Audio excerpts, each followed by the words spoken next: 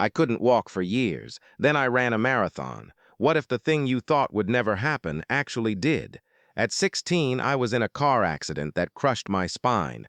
Doctors said I might never walk again. For 3 long years, I lived in a wheelchair. Every morning, I woke up hoping my legs would move, but they stayed still. I watched my friends run, play soccer, even just walk to the park, and I couldn't join them. Hope felt like a distant memory. But deep down, something inside me refused to quit. At first, it was tiny steps, literally. With braces on my legs and hands gripping parallel bars, I stood for 5 seconds, then 10, then a full minute. My muscles screamed, my back ached. But I kept showing up to physical therapy, day after day, even when progress felt invisible. One rainy afternoon, I took my first real step without help, just one. But it was mine. I cried right there in the clinic.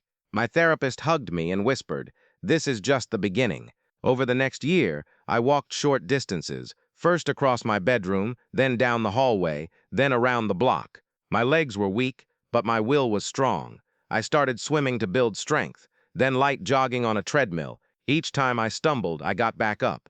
Every fall taught me something new about patience, pain, and perseverance. Then came the idea that sounded crazy even to me. What if I ran a marathon? People laughed. You, a marathon? But I remembered that first step, the one that felt impossible until it wasn't. So I trained. Not like an Olympian, but like someone who refused to be defined by limits. I ran 1 block, then 2, then a mile. My body protested, but my heart pushed harder. Race day arrived. Thousands of runners lined up at the starting line. My hands shook. What if I couldn't finish? What if I collapsed? But then I thought of all those mornings in the wheelchair, staring out the window, dreaming of movement. The gun fired, and I ran. Not fast, not graceful, but I ran. Mile after mile, past cheering crowds, through cramps and doubts, past memories of hospital rooms and lonely nights. At mile 20, my legs burned like fire, but I remembered I used to pray just to stand up.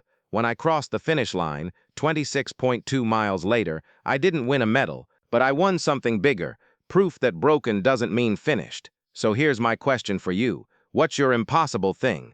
And more importantly, what if you tried anyway? If this story moved you, drop a comment below. Share it with someone who needs hope today.